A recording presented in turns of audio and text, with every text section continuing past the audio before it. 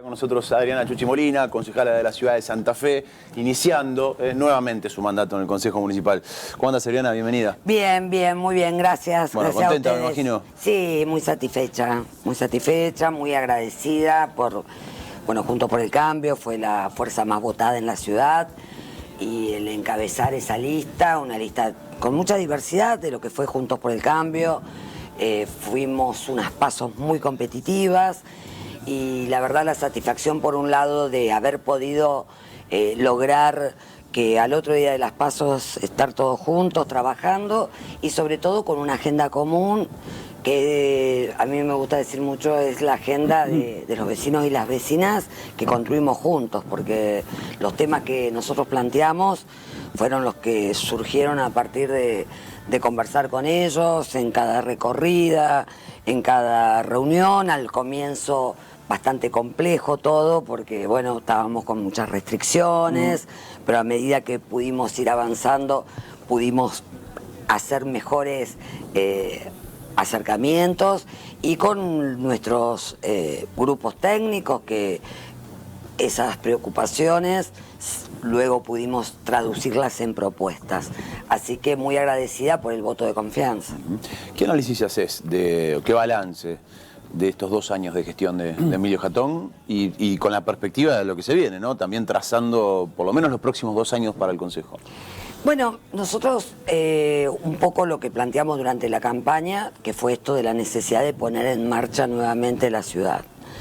Porque lo que nos decían los vecinos, las vecinas, y nosotros fuimos la voz en la campaña con ese mensaje, era que, por supuesto, reconociendo que fueron años muy difíciles, que las restricciones, por supuesto, tienen consecuencias en lo económico, en lo emocional, muchas pérdidas, pero que también nos parecía que era importante tener decisiones más claras, tener mayor liderazgo, fundamentalmente en determinados temas, como por ejemplo el de seguridad, que es la gran preocupación y que si bien hay competencias provinciales, nacionales, pero nosotros creemos que el municipio puede y debe hacer mucho en materia de seguridad, fundamentalmente en materia de prevención, con el centro de monitoreo, con las cámaras, con las alarmas comunitarias, con los botones de alerta, pensar en nuevos beneficiarios de los botones de alerta, fueron las mujeres víctimas de violencia, el transporte público de colectivos, pero quizás acá hay que pensar en taxis, en remises, en las heladerías, en las panaderías, en aquellos lugares que sabemos que pueden ser víctimas y tener un plan integral en materia de prevención en seguridad. Nos parece que es uno de los temas que además hubo buenas noticias en estos últimos días porque en el presupuesto municipal se incorporó una partida de 50 millones para tecnología y también hubo un acuerdo de provincia con municipio para que haya más cámaras en la ciudad, pero también creo que eso tiene que ir acompañado de un plan estratégico, porque solamente cámaras es importante, pero después tiene que haber quien mire esas cámaras con mucha capacitación y elaborar nuevamente un mapa del delito que sea una herramienta para la policía, que sea una herramienta para la justicia, para el MPA, es decir, que sea una herramienta para todos los actores involucrados. Y el otro tema tiene que ver con la desigualdad. Santa Fe, bueno, ustedes lo saben, el Gran Santa Fe es el tercer conglomerado más pobre. Pasamos de estar en el número 17 a estar en el número 3. Eso nos interpela. Tenemos que pensar en cómo generamos oportunidades de empleo, de trabajo, y esto también muy vinculado al tema de educación. Y el municipio también tiene herramientas para fortalecer en estos temas, tanto en el tema de trabajo como en el tema de educación. Ese, digamos, es un poco el análisis que hicimos en la campaña y que lo fuimos, como decía, conversando con quienes estuvimos. La pandemia, Adriana, deja de ser ya a esta altura una excusa para decir estamos frenados por este tema. Absolutamente. Es decir, yo creo que que es cuando más el Estado tiene que tomar decisiones. Siempre me parece que en las situaciones de crisis lo que quiere un ciudadano, una ciudadana, es que quien tiene mayores responsabilidades, que es el Estado o quien representa un Estado, tiene que ser quien toma esas decisiones. Por eso decía que creo que, por ejemplo, en materia de trabajo, bueno, la semana pasada, este año, tengo un problema con los meses, esperemos que está terminando. Nosotros tenemos un enorme problema con el fin de año. Con la noción del tiempo hemos tenido algún problema. El fin de año hace los cortos. Es raro, pero bueno, recuerdo en marzo, abril, mayo, cuando empezó a haber una apertura, a ustedes les habrá pasado, yo, que fue un poco cuando empezamos a conversar para la campaña, yo hablaba con los de los gimnasios, no sabía si podían abrir, si no podían abrir, qué horario podían abrir, con qué tipo de medidas. Hablabas con los comerciantes y no sabían si era horario corrido, si iban... Sí, cada vez que se ponía en marcha una medida es como que había muchas dudas. Claro, yo creo que ahí es el momento de tomar decisiones. Por supuesto que había medidas nacionales que después la provincia y el municipio, pero creo que ahí hay que estar sentados en la mesa para que el mismo día que, por ejemplo, salían los decretos provinciales, estuviese ya una explicación más certera. Claro, más comunicación, más información. Pero bueno, creo que aún sabiendo que, bueno, que este es un tipo de pandemia que probablemente podamos tener el próximo año, algún momento volver a tomar algunas medidas, pero evidentemente ya no puede ser una excusa, al contrario. Creo que hay que estar ya pensando en aquellos sectores que fueron los más desfavorecidos. Hace un rato te preguntaban sobre tu opinión sobre la gestión Jatón, que comenzó con una auditoría. Recordarás que incluso la publicó en la página web del municipio sobre cómo dejaba José Corral, o cómo dejó José Corral los números, las arcas en Hacienda, el parque automotor. Bueno, una auditoría habla de todo eso, ¿no? Del debe y el haber. Y según Jatón fue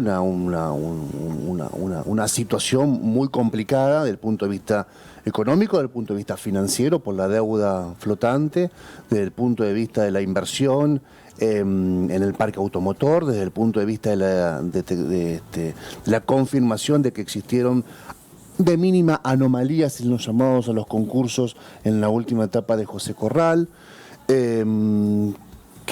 ¿Cómo viste esa auditoría y si reconoces que hay algo que tal vez hay que decir, bueno, esta es nuestra autocrítica, entregamos un municipio, de hecho la deuda a las empresas de basura era gigante, ¿no? Deuda que triplicó esta gestión y que ahora estuvo en el presupuesto.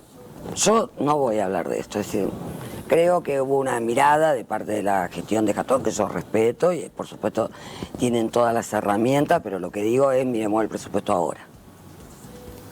Sí, por eso seguramente ya no se habla de la deuda. Yo no hablé más. ¿Pero por qué no querés hablar de lo otro? No, digo que ya está la auditoría, que ya hay una mirada política también frente a eso, y que esta gestión tiene ahora triplica la deuda de la gestión de José. La deuda pública, digamos. Claro. ¿Y cuál es la deuda entonces ahora del municipio? Y cerca de 700, en el presupuesto está. Yo no lo discutí porque lo hizo la conformación anterior. Ajá. Quiero decir que no es una excusa, no puede ser tampoco una excusa. Ya van 2 años de gestión. Y con importantes aportes de nación y de provincia a la gestión municipal. Así que me parece que...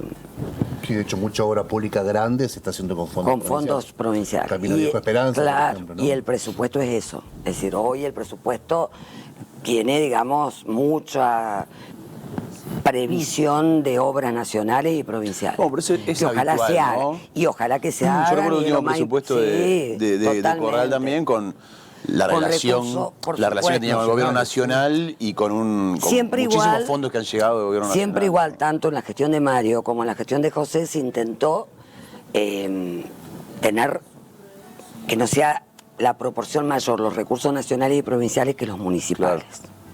Sí, para para un tener municipio más, es muy difícil también para avanzar tener en más obras. autonomía de sus propios Y recursos. en un porcentaje, digamos, sobre un 100%, obviamente, ¿cuántos son recursos municipales? Muy pocos. Y ahora son muy pocos. Se llegó en el mejor momento, era 60-40. 60 propios. Claro. Pero bueno, también esto probablemente sí también tenga que ver estos 2 años que conversamos, pero siempre hay que tratar de tener porque bueno, te hace con mayor autonomía y tomar definiciones mejores, pero por supuesto las grandes obras se necesitan... Se necesitan fondos nacionales, esto es así, los grandes desagües, las grandes obras siempre fueron con fondos nacionales. Y creo que eso está muy bien porque además, independientemente de cuál es el color político de quién está en nación o quién está en provincia, creo que es lo más importante y más sano. Yo tengo una pregunta más política interna, digamos, ¿no? En estos movimientos, hoy lo charlábamos al inicio, todos los frentes están teniendo movimientos internos. Juntos por el Cambio tuvo una gran elección en la provincia de Santa Fe. Y sobre todo el radicalismo, digamos. El radicalismo dejó en claro que por lo menos en la provincia de Santa Fe lidera, no es el furgón de cola, es la locomotora, digamos, para ponerlo en esos términos. Y en la ciudad de Santa Fe, con muchas particularidades, fue gobierno 3 gestiones seguidas, pero también lo ha demostrado en las internas de las cuales vos participaste y fuiste la ganadora. ¿Qué líder aflora en la ciudad de Santa Fe? Porque también ahí hay liderazgos distintos, ¿no? Una cosa es José Corral y sabemos que otra distinta es Mario Barletta. ¿Qué se ve internamente de cara a lo que obviamente va a suceder, que van a buscar competir por la ciudad, por la provincia y a nivel nacional también? Bueno, primero que es un buen escenario, porque... Francamente, cuando uno piensa hace 2 años atrás y mira hoy, es un buen escenario para Juntos por el Cambio y para el radicalismo en particular en la provincia y en muchas ciudades y entre ellas fundamentalmente en Santa Fe. Nosotros en la ciudad sacamos 10 puntos más que hace 2 años atrás, que no solamente perdimos una elección, sino que ahora sacamos el 30% y hace 2 años fue el 20%, lo cual nos abre un escenario interesante. Los senadores, 2 radicales, una vicepresidenta del Senado. Una vicepresidenta del Senado, nuevos actores, vamos, como decías vos bien, nuevos liderazgos. Creo que este es el momento de fortalecernos como Juntos por el Cambio, liderando Juntos por el Cambio y como radicalismo. No me atrevería a decir qué va a pasar en un par de meses, porque es todo muy dinámico, pero sí la verdad que con mucha satisfacción este nuevo escenario, que nos pone en un escenario que podemos mirar para adelante y construir más. Creo que también en eso fue muy importante el rol que tuvo Alfredo Cornejo como presidente del partido. Yo justo la semana que viene terminó de formar parte de la conducción del partido, porque soy delegada al Comité Nacional de la Mesa, y la verdad que Alfredo en estos 2 años, con 2 años de pandemia y de restricciones, pero sin embargo siempre buscó esto de, bueno, a ver si el radicalismo podemos sentarnos todos juntos, los diferentes sectores, reconociendo la diversidad que hay, porque esto no quiere decir que somos todos del mismo espacio, pero me parece que se viene un buen momento si somos responsables y estratégicos en las decisiones que tomemos. Ahora, perdón, Héctor, ya con esto termino el tema para seguirlo. Tu visión personal, digo, más allá de la visión del conjunto. Después de estas elecciones agarraron muchos la calculadora, en realidad ya lo habían hecho antes y se empezó a hablar otra vez del frente de frentes, de una reconciliación político-partidaria, estamos hablando obviamente, del Frente Progresista o del socialismo y los partidos que hoy integran el Frente Progresista y también el radicalismo. Lo han dicho los ganadores de la propia elección. Bueno, Mario Barletta se sentó el primer día a hacer ese balance. Pablo Hapkin saca la foto con Dionisio Escarpín. En la ciudad también. Más allá de que quisieron atemperar esa foto diciendo es una amistad de años. Sí, porque nos conocemos un montón. Bueno, todos saben que si un lunes después de una elección te sacás esa foto, tiene un significante también, más allá del significado político. ¿Vos qué pensás? Teniendo en cuenta, perdón, además decías esto, ¿no? Sacamos 10 puntos más. Tuvo una particularidad de selección. Emilio Jatón, probablemente el mejor elector de Santa Fe de los últimos años en la categoría intendente, estaba jugando él. en esa elección, cosa que ahora no pasó. ¿Cómo ves esa posible reconfiguración y qué visión tenés de eso? Yo creo que hay que fortalecer primero el radicalismo, que se fortalece sentándonos en una mesa con las diferentes miradas, pero planteándonos, bueno, fortalezcámonos como Unión Cívica Radical, fortaleciendo Juntos por el Cambio, porque es la coalición que nos llevó a estas elecciones, que hicimos paso en todas las categorías y que seguimos después todos juntos.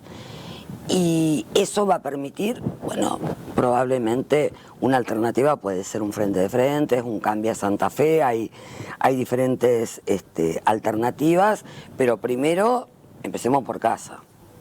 Me parece que es el mejor modo, ¿no? ¿Te ves liderando ese proceso? Porque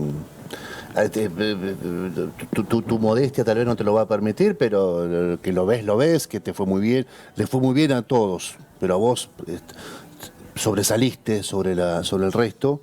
¿Te ves con ganas de liderar un proceso, no sé, acá 2023 o tal vez un poquito más allá? Sí, siento la responsabilidad de formar parte de quienes construyamos este radicalismo con más unión, con más estrategia, Juntos por el Cambio. Me siento con esa responsabilidad y eso, bueno, me lleva a que sí. Porque fíjate que vos, Hugo, Marcucci... Sí. Bueno, vos sí, Hugo, porque Pereira, ¿cómo se llama? Carlitos Pereira, ha sido más un corralista más del paladar negro y muchas veces se lo emparenta a él con razón y con justicia a la gestión Corral. Pero en el caso tuyo y de Marcucci, tal vez, no sé, los chicos piensen diferente, son más del acuerdo frentista, de los espacios más amplios.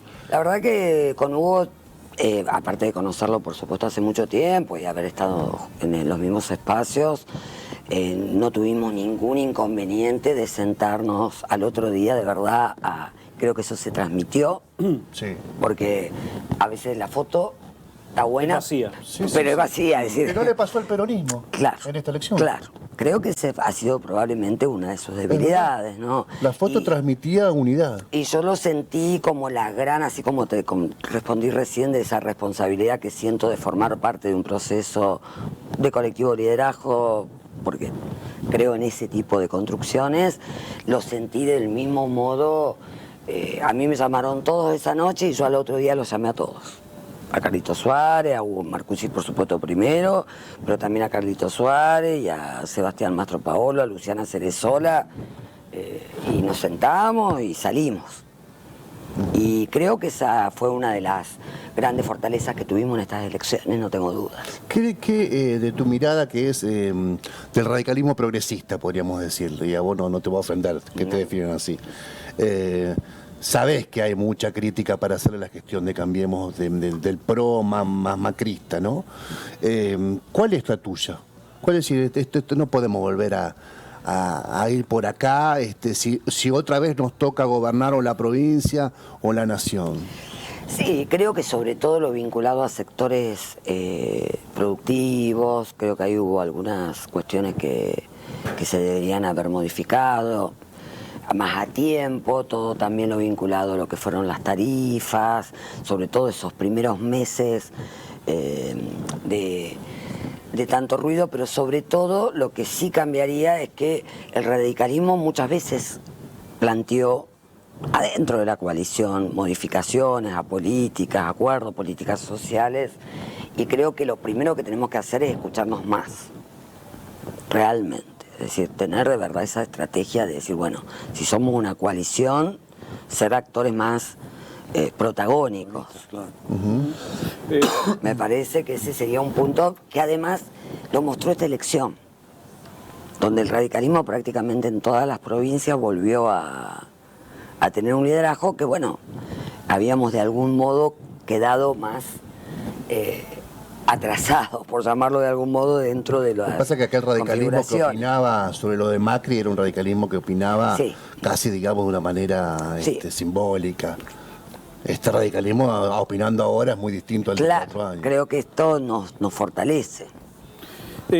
Volviendo a la ciudad, hay un fenómeno al que nadie fue ajeno de los que miramos política o de los que militan política también, y que tiene que ver con los outsiders. Hay 2 concejales hoy en el Consejo en esa categoría, y llegaron de alguna forma criticando estructuras partidarias que sí utilizaron, la contradicción.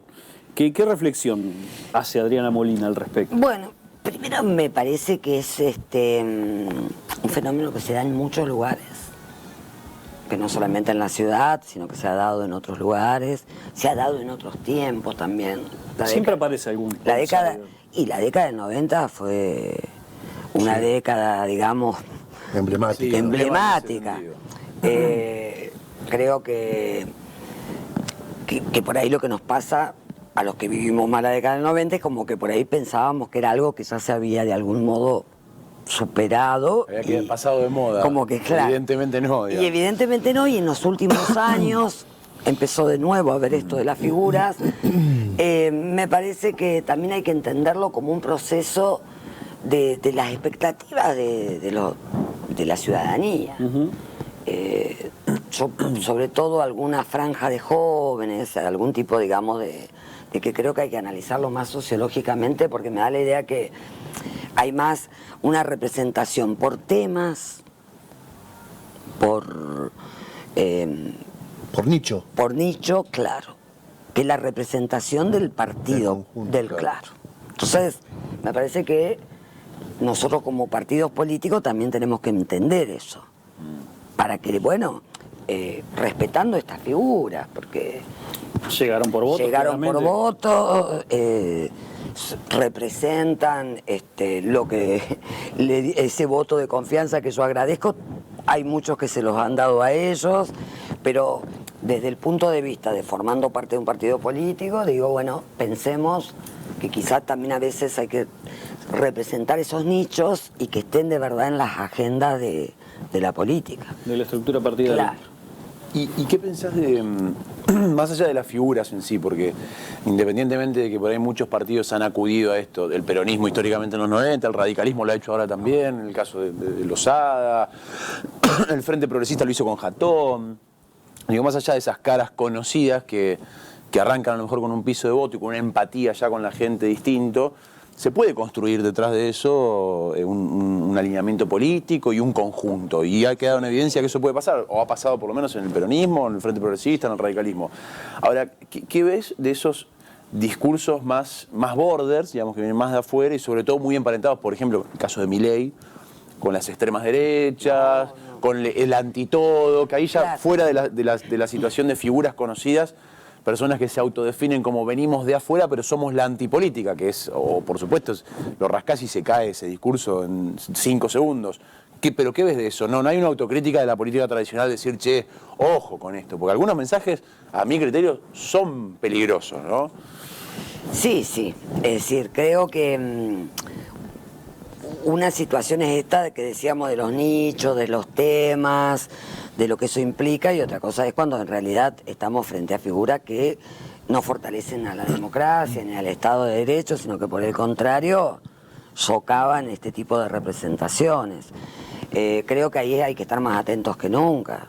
Yo la verdad que con algunas figuras así tengo diferencia que también tengo con muchos otros, pero tenemos puntos en común, porque finalmente... Claro. Lo importante es esos puntos en común. La actitud política, de eso se trata. ¿verdad? Claro. Entonces, el que pensemos distinto, el que seamos distintos partidos, bueno, yo siempre recuerdo un texto de Bobbio, de Norberto Bobbio, que tiene como 20 años el texto, y decía, en las democracias consolidadas solamente hay como mucho un 8 o 10% que son activos en política, que forman parte de los partidos, que... La militancia. Claro, el resto, bueno, se mueve por sus intereses, por sus necesidades, esa es la ciudadanía, hay que entenderlo de ese modo. Porque el problema me parece cuando nosotros creemos que, bueno, que está ese voto cautivo. Claro. Y ahí es cuando nos alejamos, los políticos, de lo que de verdad le pasa. De la demanda. Claro. ¿Te vas a tomar un liso hoy? Nosotros nos vamos a tomar un liso Ya hoy. me tomé. Hoy es el día del liso, Feliz chicos. día para todos, Autora del proyecto, todas. además, Sí, ¿no? saludo al polaco, Al polaco Andruzzisi. Al polaco Andruzzisi. que es él dice que es el custodio de esta fecha. Esas fueron Es el sus custodio de la palabras. cerveza, el polaco. El custodio del liso, en el año 2014 se aprobó esta ordenanza que tomaba el liso, bueno, está el patrimonio cultural inmaterial que tienen las sociedades y en particular las regiones o una ciudad, que tiene que ver con sus tradiciones, con su gastronomía, con sus bailes. Y bueno, me llegó esto de distintas organizaciones que ya estaban con la cultura cervecera y con el turismo, y así como en el norte estaba la empanada, y Rosario tiene el Carlitos, Claro, como, sí, sí. como Qué parte. Yo dije, No, ¿cómo no bueno, vamos a tener bueno. liso? No, Claro. no, no, no, A ver, Yo en eso te banco a ver, porque Como a ver, venden humo, no. a ver. no es lo mismo No, el liso para nosotros, no. es nuestro. Bueno, indiscutible. pero, ¿entendés? ellos hicieron el Carlitos. A mí me llega la noticia y yo dije, no, Esto es una etiqueta. ¿cómo no vamos a tener liso? Pero claro. Olvidar. Pero además porque creo que aparte de reflejar esa tradición es una oportunidad, es una ventanita para el turismo. Hoy conversamos, la verdad que hoy estuvo muy lindo, más allá que la lluvia no fue lo mejor, pero estuvimos con gente de la municipalidad conversando, bueno, con el polaco que decía que es el custodio, porque hay que venderlo mejor a esto. Sin duda. Bien, no el polaco, digo, venderlo bien Sí, está claro. como corresponde. Está claro. Bueno, feliz día del liso santafesino. Entonces, segundo viernes de diciembre, ¿no? Esa es la idea. Segundo viernes de diciembre, y ahí estuvimos conversando de que hay que trabajarlo por ahí hasta el fin de semana, el segundo fin de semana de diciembre, Claro. sobre todo pensando El fin de semana del liso. en que vengan el turismo regional, Fin de el semana turismo de liso. cercanía, que los Destinar un bares presupuesto para barril en la vía pública. eso, hagan sus promociones, pero bueno, Acceso gratuito para la que hagan ciudadanía. sus promociones por lo menos. Así es. Gracias por venir. No, gracias a usted.